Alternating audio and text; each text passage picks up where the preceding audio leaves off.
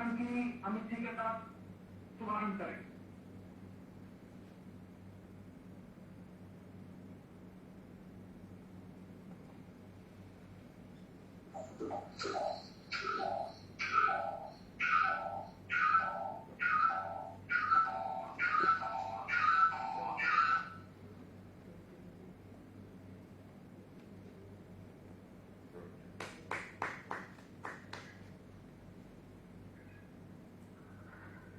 अब मैं निवेदन करूंगा अंतर्राष्ट्रीय कमजोर समाज के हमारे अध्यक्ष बॉबी कम्बोज जी का कि वे आए और अपना वक्तव्य रखें।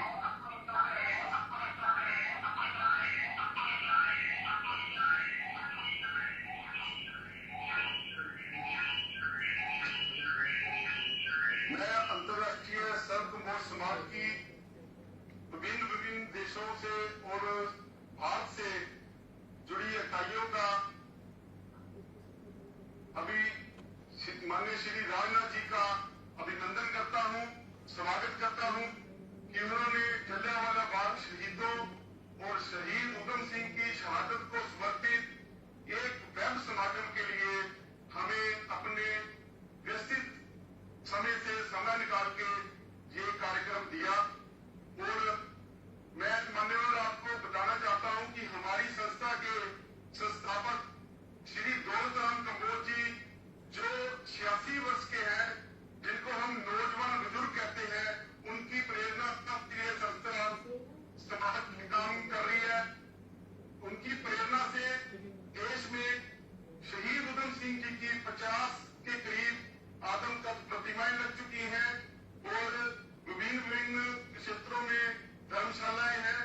और हमारी जो संस्था है बच्चों की पढ़ाई का blood donation camp, medical camp जैसे शहीदों की यादगारें बनाने का काम और समाज सेवा का काम करती है।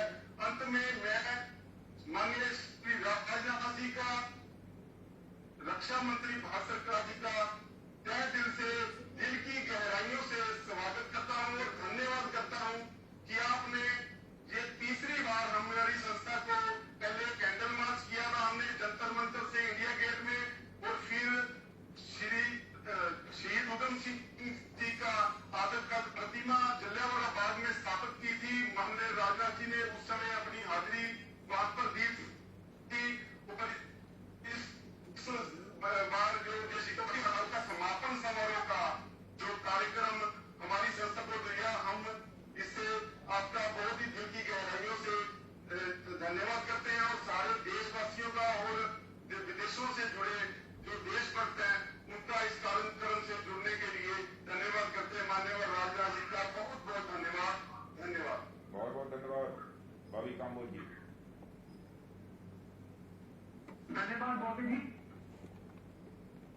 माननीय श्री राजनाथ सिंह जी का जन्म 10 जुलाई 1991 को उत्तर प्रदेश के चंदौली में हुआ था। 13 साल की उम्र में स्वयं सेवक संघ से जुड़े। गोरखपुर से उन्होंने अपनी MSc की फिजिक्स में डिग्री को प्राप्त किया और 1968 में वो BJYM भारतीय जनता युवा मोर्चा के राष्ट्रीय अध्यक्ष बने। 1999 में वो देश के 7 मिनिस्टर रहे और 2003 में उन्हें अखंड उत्तर प्रदेश के आखिरी मुख्यमंत्री बनने का सौभाग्य प्राप्त हुआ।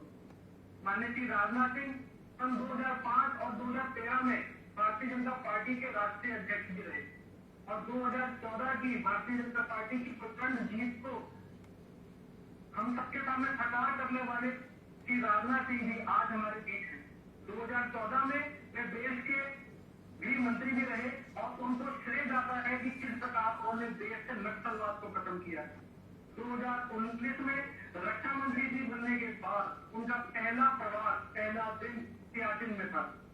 माननीय श्री राजनाथ सिंह जी को यह भी श्रेय जाता है कि T-5 Globemaster, Apache helicopter, Chinook helicopter और अब राफेल इस देश को समर्पित, इस देश की सुरक्षा में लगाने में माननीय श्री राजनाथ सिंह जी का बहुत बड़ा योगदान है। अब मैं जरा भी विलंब ना करते हुए मैं आग्रह करूंगा देश के यशस्वी रक्षा मंत्री माननीय श्री राजनाथ सिंह जी कि वो हमारे सामने आए और अपना उद्बोधन हमारे सामने रखे। माननीय जी। धन्यवाद अभिलाष शर्मा। चौधरी दौलत राम जी, सरपरस्त कंबोज समाज, श्री अरुण सूद, प्रदेश अध्यक्ष भारतीय जनता पार्टी चंडीगढ़, श्री दिनेश कुमार जी शर्मा, प्रोफेसर प्रेम सिंह जी चंदू माजरा, पूर्व सांसद, बाबी काम्बोज, अध्यक्ष अंतर्राष्ट्रीय सर्व काम्बोज सभा, बाबा ब्रह्मदास, श्री अमित राणा, प्रदेश सचिव भारतीय जनता पार्टी चंडीगढ़, श्री अभिनव शर्मा, प्रदेश उपाध्यक्ष युवा मोर्चा, हरमीत चंद्र सिंह पम्मा, पाला बट्टी एवं अन्य मेरे इस कार्यक्रम में शिरकत कर रहे बहनों एवं भाइयों, सबसे पहले तो मैं इंटरनेशनल सर्व काम्बोज समाज को बधाई देता हूं कि उन्होंने इस कार्यक्रम की संकल्पना की है और कोरोना की इस वैश्विक महामारी के कारण आमने सामने बैठकर बात करना तो संभव नहीं है। इसलिए मैं समझता हूं कि अधिकांश कार्यक्रम अब सारे देश भर में यह वीडियो कॉन्फ्रेंसिंग के माध्यम से ही हो रहे हैं। इसके बावजूद हम लोगों ने टेक्नोलॉजी का सहारा लिया है और इस कार्यक्रम को भी टेक्नोलॉजी का सहारा लेकर ही हम आज संपन्न कर रहे हैं। आज का यह कार्यक्रम जहां जलियांवाला बाग के शताब्दी वर्ष के पूरे होने के उपलक्ष्य में रखा गया है, वहीं इस कार्यक्रम के माध्यम से भारत माता के उस वीर सपूत सरदार उधम सिंह को भी हम सब याद कर रहे हैं, जिसने जलियांवाला बाग हत्याकांड को अंजाम देने वाले माइकल ओ डायर को मौत की नींद सुलाकर देश के लिए कुछ कर गुजरने का एक प्रमाण प्रस्तुत किया था। बहनों भाइयों, जलियांवाला बाग नरसंहार के उस कभी न भरने वाली चोट पर अगर किसी ने मरहम लगाया तो मैं कह सकता हूं वह सरदार उधम सिंह जी थे। वह कौन सा भारतीय होगा जिसकी आत्मा जलियांवाला बाग नरसंहार का नाम सुनकर कांप नहीं उठती होगी। ऐसा कोई हिंदुस्तानी नहीं जो अंग्रेजी हुकूमत के उस निकृष्ट कृत्य को भुला पाया होगा।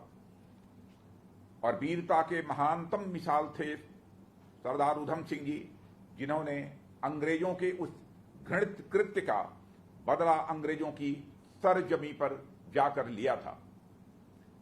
माइकल ओ डायर को मारकर उधम सिंह ने यह संदेश पूरे विश्व को दे दिया कि बुद्ध और महावीर की इस धरती ने कभी भी हिंसा को मान्यता नहीं दी है, पर अत्याचारियों को भी इस धरती ने कभी बख्शा नहीं है। बहनों भाइयों, सरदार उधम सिंह का जीवन आंदोलनकारियों को प्रेरणा देता रहा और गलत के खिलाफ आवाज उठाने वालों को हमेशा प्रेरणा यह भविष्य में भी देता रहेगा, ऐसा मेरा विश्वास है। 2 साल पहले अमृतसर में आप लोगों ने ही मुझे उस महान क्रांतिकारी की प्रतिमा का अनावरण करने के लिए जलियांवाला बाग के सामने जो जिस प्रतिमा का अनावरण हुआ था उसके निमित्त बुलाया था। मैं उस अवसर को आज भी अपना सौभाग्य मानता हूं। अमर शहीद उधम सिंह को यह देश आज तक नहीं भूला है और न कभी भूलेगा। उनकी प्रतिमा को जलियांवाला बाग में लगाकर आप लोगों ने केवल शहीद उधम सिंह का सम्मान नहीं किया है, बल्कि उन सैकड़ों शहीदों की शहादत का भी सम्मान किया है, जिन्होंने की आजादी की लड़ाई में अपनी जाने गंवाने का काम किया है। मेरे बहनों भाइयों, यह भी एक सुखद संयोग है कि आज उस दिन हम अमर शहीद उधम सिंह और उनके जैसे अनेक क्रांतिकारियों का जो स्मरण कर रहे हैं। इसी दिन आज यह 9 अगस्त 1942 है। इसी दिन को महात्मा गांधी के नेतृत्व में पूरे देश में अंग्रेजों भारत छोड़ो आंदोलन का आह्वान किया गया था। शहीद उधम सिंह भारत के स्वाधीनता संग्राम के एक यूथ आइकन हैं और यूथ आइकन के रूप में उनकी मान्यता भविष्य में भी बनी रहेगी, ऐसा मेरा विश्वास है। आप विश्व का इतिहास उठाकर देखिए, जब भी किसी देश में बड़े परिवर्तन हुए हैं, उसका नेतृत्व यदि किसी ने किया है तो उस देश के नौजवानों ने उसका नेतृत्व किया है। अंग्रेजों के खिलाफ संघर्ष तो भारत में दशकों क्या 1.5 शताब्दी से चल रहा था, मगर इस संघर्ष को धार तब मिली जब युवाओं ने अंग्रेजी जुल्म के खिलाफ बगावत का बिगुल फूंका था। मित्रों, अगर आप शहीद उधम सिंह के जीवन को ध्यान से पढ़ें तो आप पाएंगे कि उनके अंदर मातृभूमि को आजाद कराने का जज्बा यह कितना बड़ा था कि विदेशों में भी उन्होंने अंग्रेजों के शासन के खिलाफ जनमत तैयार करने का काम किया था। क्रांतिकारियों को जोड़ा और उनके साथ सक्रिय सहयोग भी किया। जेल भी गए, मगर किसी भी सूरत में उनके सामने उनका लक्ष्य कभी ओझल नहीं होने पाया था। और किसी को यह भ्रम हो सकता है कि शहीद उधम सिंह का लक्ष्य केवल जलियांवाला बाग हत्याकांड का बदला लेना था। यदि यही उनका लक्ष्य होता तो गोली चलाने वाले जनरल डायर की मृत्यु के बाद उन्होंने माइकल ओ डायर पर हमला करने का विचार छोड़ दिया होता। शहीद उधम सिंह उस मानसिकता को दबाना चाहते थे जो भारतीयों पर जुल्म ढाने को सही मानती थी। मेरे साथियों, माइकल ओ डायर भले ही उस दिन जलियांवाला बाग में नहीं था, मगर पंजाब का उस समय गवर्नर होने के नाते इस हत्याकांड की पूरी जिम्मेदारी यह उन पर बनती थी। और शहीद उधम सिंह का माइकल ओ डायर पर हमला दमनकारी मानसिकता पर यह प्रहार था, ऐसा मैं मानता हूं। शहीद उधम सिंह कभी मौत से नहीं डरे। वे ऐसे जाबाज थे जो मौत की आंखों में आंख डालने की यह हिम्मत रखते थे। एक ऐसे नौजवान थे। लंदन में माइकल ओ डायर पर हमला करने के बाद उधम सिंह ने वहां से फरार होने के बजाय आत्मसमर्पण किया था, क्योंकि उन्हें अपने किए पर कोई पश्चाताप नहीं था, कोई अपराध बोध उनके अंदर नहीं था, बल्कि इस बात का एक गर्व था कि एक भारत माता के सपूत ने जो सोचा था उसे करके दिखा दिया है। जब उन्हें पकड़ा गया तो उन्होंने जो अपना नाम बताया उसमें भी एक गहरा संदेश है। आप लोग भी जानते होंगे, जब उनका नाम पूछा गया था तो उधम सिंह जी ने कहा था कि मेरा नाम राम मोहम्मद सिंह आजाद है। यह नाम लेकर उधम सिंह ने अंग्रेजों को उनकी जमीन पर यह साफ साफ बता दिया कि मैं कौन हूं। और इससे कहीं अधिक बड़ी बात यह है कि अंग्रेजों के खिलाफ पूरा भारत जाति, पंथ और मजहब से ऊपर उठकर एकजुट है। यह संदेश देने का काम किया। और मेरे साथियों, ध्यान रहे, यह घटना 1940 की है, जिसके 2 वर्षों के भीतर ही पूरे देश में अंग्रेजों भारत छोड़ो आंदोलन का बिगुल फूंक दिया गया था। और इस आंदोलन को भारतीय इतिहास में बड़ा ही महत्वपूर्ण स्थान प्राप्त है, क्योंकि यह माना जाता है कि इस आंदोलन की सफलता का ही परिणाम था कि 5 वर्षों के बाद, 5 वर्षों के अंदर ही भारत माता के पैरों में पड़ी गुलामी की बेड़ियां कट गईं और भारत आजाद हुआ। अंग्रेजों भारत छोड़ो आंदोलन की जब हम 78वीं वर्षगांठ मना रहे हैं तो हमें प्रधानमंत्री श्री नरेंद्र मोदी द्वारा कल किए गए गंदगी भारत छोड़ो के आह्वान का भी यहां पर स्मरण करना चाहिए। और 15 अगस्त तक स्वच्छता के राष्ट्रीय संकल्प के साथ भी हम सभी को जुड़ना चाहिए। मैं समझता हूं कि यह संकल्प हम सभी को लेना चाहिए। मेरे साथियों, प्रधानमंत्री श्री नरेंद्र मोदी इस देश के एक ऐसे नेता हैं जिन्होंने देश और समाज हित से जुड़े मुद्दों को जन आंदोलन का स्वरूप दिया है। आज देश में स्वच्छ भारत अभियान एक जन आंदोलन के रूप में परिवर्तित हो चुका है। गंदगी भारत छोड़ो का आह्वान स्वच्छ भारत अभियान को नई दिशा देगा और मैं मानता हूं यह नई गति भी देगा। और आज इस आजादी के लगभग 73 साल पूरे कर चुका है भारत, और इन 7 दशकों में भारत ने प्रगति के रास्ते पर कई पड़ाव पार किए हैं। मगर यह भी सच्चाई है कि हमारा भारत आजादी के इतने वर्षों के बाद भी उस बुलंदी पर नहीं पहुंच सका है जिसका वह हकदार है और जिस बुलंदी पर हम इसे ले जाना चाहते हैं। आपको याद होगा कि 2017 में जब प्रधानमंत्री जी के नेतृत्व में चंपारण सत्याग्रह के 100 साल पूरे होने पर देश में नए भारत के निर्माण का उद्घोष किया गया था, उस समय नए भारत की परिकल्पना कई रूपों में की गई थी, मगर अब प्रधानमंत्री ने यह स्पष्ट कर दिया है कि जब हम नए भारत की नींव रखेंगे तो उसकी सबसे बड़ी पहचान होगी एक सशक्त, समृद्ध और स्वाभिमानी भारत, जो आत्मविश्वास से भरपूर होने के साथ साथ वह हमारा भारत आत्मनिर्भर भी होगा। यह आत्मनिर्भर भारत कैसा होना चाहिए, इसको लेकर किसी के मन में किसी प्रकार का कोई भ्रम नहीं होना चाहिए। हम एक ऐसे आत्मनिर्भर भारत का निर्माण करना है जो रोटी, कपड़ा, मकान, शिक्षा और स्वास्थ्य के मामले में पूरी तरह से आत्मनिर्भर हो। मेरे साथियों, कोरोना जैसी वैश्विक महामारी ने पूरी दुनिया को यह बता दिया है कि जो देश आत्मनिर्भर नहीं होंगे वे अपनी संप्रभुता की भी सही मायनों में रक्षा नहीं कर सकते हैं। भारत के सम्मान और संप्रभुता में हमारी सरकार किसी भी तरीके से, किसी भी सूरत में आंच नहीं आने देगी।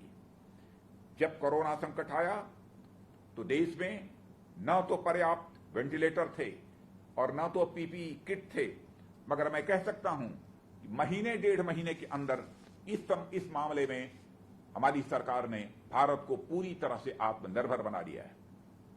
उद्योगों और विशेषकर मैन्युफैक्चरिंग सेक्टर में भारतीय कंपनियों को प्रोत्साहन देने पर बल दिया जा रहा है और भारत सरकार ने तो यह भी फैसला कर लिया है कि 200 करोड़ रुपए के टेंडर में कोई भी विदेशी फर्म अब भाग नहीं लेगी। कोरोना की इस आपदा के दौरान ही देश में आत्मनिर्भरता को तो हम लोगों ने बढ़ाने की कोशिश की है और इसके लिए प्रधानमंत्री ने 20 लाख करोड़ रुपए का एक ऐतिहासिक पैकेज की भी घोषणा की है। इसके अंतर्गत भारत सरकार के तमाम विभाग अपने अपने यहां आत्मनिर्भरता को बढ़ावा देने के लिए प्रयत्नशील हैं। रक्षा मंत्रालय भी आत्मनिर्भरता के सपने को साकार करने की दिशा में आगे बढ़ रहा है और हम अपनी रक्षा जरूरतों के मामले में जहां विदेशी निर्भरता कम कर रहे हैं, वहीं भारतीय डिफेंस मैन्युफैक्चरर्स के लिए तमाम जो भी सुविधाएं मुहैया कराई जा सकती हैं, वह तमाम सुविधाएं भी हम उनको मुहैया करा रहे हैं। रक्षा क्षेत्र में भारतीय कंपनियां बढ़ चढ़कर भागीदारी को और आयात पर हमारी निर्भरता को कम हो, इसके लिए जहां हमें मेक इन इंडिया को बढ़ावा दे रहे हैं, वहीं बड़े और कड़े निर्णय लेकर हम वोकल फॉर लोकल भी हो रहे हैं। मेरे साथियों, आज ही मैंने भी घोषणा की है कि भारत में 101 रक्षा ऐसी सामग्रियां होंगी जिनके आयात पर अब प्रतिबंध लगा दिया गया है। यानी अब बड़े बड़े हथियार और अन्य रक्षा सामग्री भारत में ही बनेंगे, उनका निर्माण भारत में होगा। अब उन्हें दुनिया के दूसरे देशों से अब इंपोर्ट नहीं किया जाएगा। इतना ही नहीं, मौजूदा वित्त वर्ष में ही जो कैपिटल प्रोक्योरमेंट का जो बजट था, उसको भी 2 भागों में सीधा सीधा बांट दिया गया है। यानी अब यह अलग से रक्षा मंत्रालय में तय कर दिया गया है कि हम कितने मूल्य के रक्षा उपकरण केवल देसी कंपनियों से खरीदेंगे और इसके अंतर्गत इस साल हम 52,000 करोड़ रुपए की रक्षा खरीद भारत में निर्माण कर रही कंपनियों से ही खरीदेंगे। और मैं मानता हूं कि स्वाधीनता संग्राम में हमारे स्वतंत्रता सेनानियों ने स्वदेशी का जो विचार दिया था और महात्मा गांधी ने जो स्वदेशी का विचार दिया था, अब उसको हमारी सरकार एक नया तेवर और एक नया कलेवर दे रही है। हमारा लक्ष्य है भारतीय रक्षा उत्पादकों के माध्यम से $25 बिलियन का टर्नओवर हासिल करना, जिसमें $5 बिलियन मूल्य की सामग्री हम एक्सपोर्ट भी करेंगे।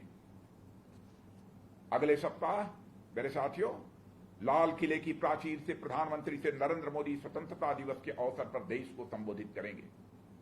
एक प्रधानमंत्री के रूप में भारत को एक सशक्त और स्वाभिमानी देश बनाने में उन्होंने कोई कसर नहीं छोड़ी है। निश्चित रूप से इस साल भी लाल किले से वे आत्मनिर्भर भारत के निर्माण की दिशा में कुछ नई रूपरेखा भी देश के सामने रखेंगे। और कई बार लोग, मेरे मित्रों, ये सोचते हैं कि उधम सिंह जैसे क्रांतिकारियों ने केवल भारत को आजाद कराने के लिए प्राणों का बलिदान किया था, लेकिन मेरा यह मानना है कि स्वाधीनता संग्राम के समय में हर क्रांतिकारी और स्वतंत्रता संग्राम सेनानी के मन में मेरे सपनों के भारत की एक तस्वीर थी, जिसके लिए उन्होंने बलिदान देना स्वीकार किया था और अपना बलिदान दिया था। जब हम सपनों के भारत की बात करते हैं तो आजादी के साथ साथ भारत की आत्मनिर्भरता हर आंखों में पलने वाला भी एक सपना था। आज हर भारतवासी को उसी आत्मनिर्भर भारत के निर्माण के साथ खुद को जोड़ना है। हर व्यक्ति, हर संगठन की राष्ट्रीय जिम्मेदारी है कि वह अपने अपने क्षेत्र में आत्मनिर्भरता के लिए काम करे और एक आत्मविश्वास से भरे आत्मनिर्भर भारत का निर्माण करने में वह अपना योगदान दे। इन्हीं शब्दों के साथ मैं काम्बोज समाज के प्रति आभार व्यक्त करना चाहता हूं कि आज उन्होंने शहीद सरदार उधम सिंह की स्मृति में एक इतना बड़ा आयोजन यहां संपन्न किया और इस कार्यक्रम में मुझे भी आमंत्रित किया है। इस कार्यक्रम में शिरकत करना यह मैं अपना सौभाग्य मानता हूं। आप सबको बहुत बहुत धन्यवाद।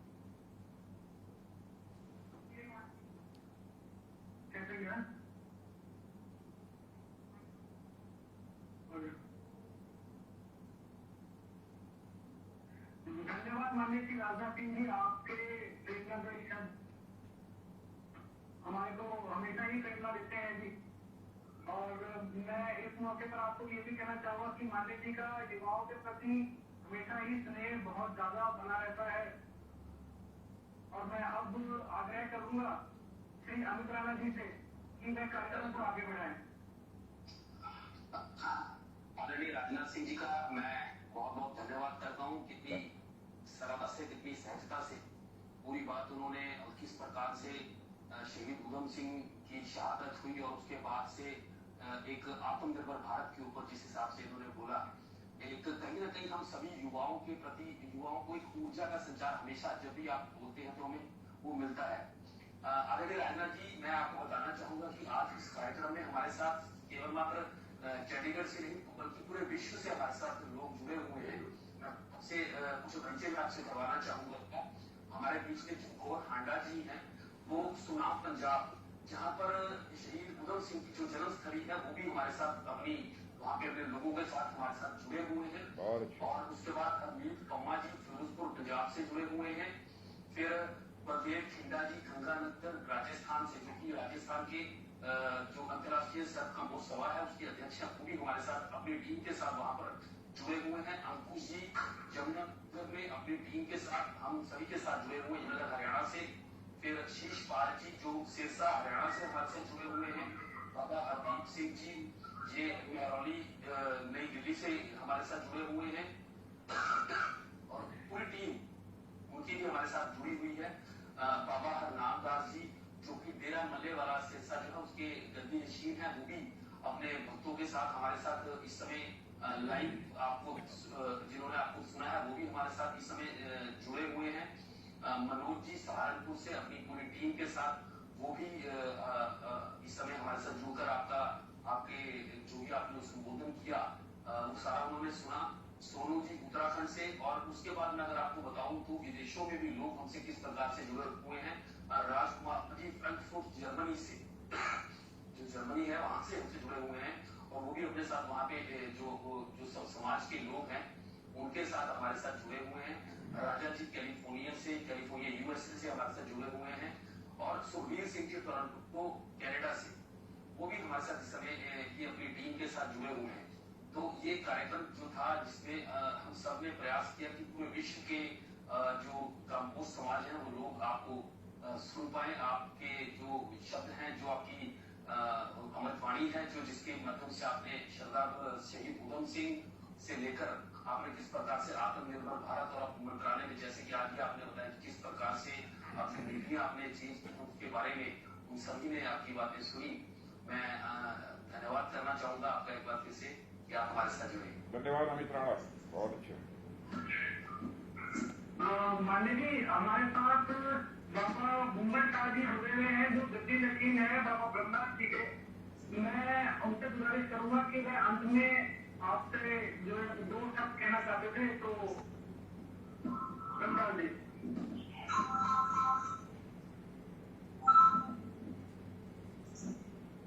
ब्रह्मनाथ जी, आप हमारी बात सुन पा रहे हैं? सुन रहा है, बोलिए, सुन रहे हैं।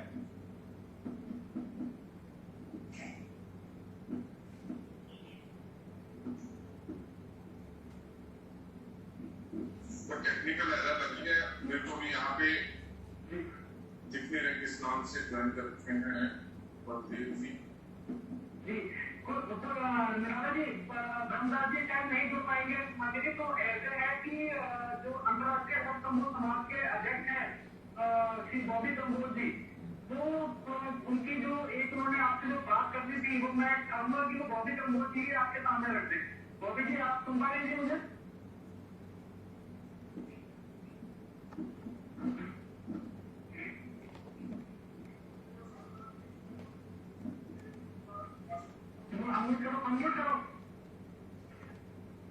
जो बाबा ब्रह्मदास जी, उन्होंने आपसे एक आग्रह करना था और आपका धन्यवाद भी करना था इस कार्यक्रम के लिए। और एक डिमांड हमारी कम्बोज समाज की ये है कि शहीद उधम सिंह जी की जो पिस्टल और उनकी निशानियां इंग्लैंड में पड़ी हैं, जो 80 साल हो गए हैं उनको वहां पर पड़ी हो हुई को, उनको भारत में लाया जाए।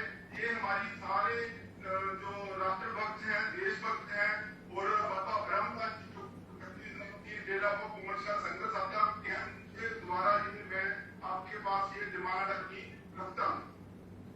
धन्यवाद। धन्यवाद बॉबी जी। मान्य जी, मैं आपका अंत में एक बार फिर बहुत बहुत धन्यवाद करता हूँ कि इस तरह सहजता से जब हम आपके पास दिल्ली आए तो आपने किस प्रकार 2 मिनट भी उसके बाद इस कार्यक्रम में आने के बारे में सोचा नहीं और हमें इस कार्यक्रम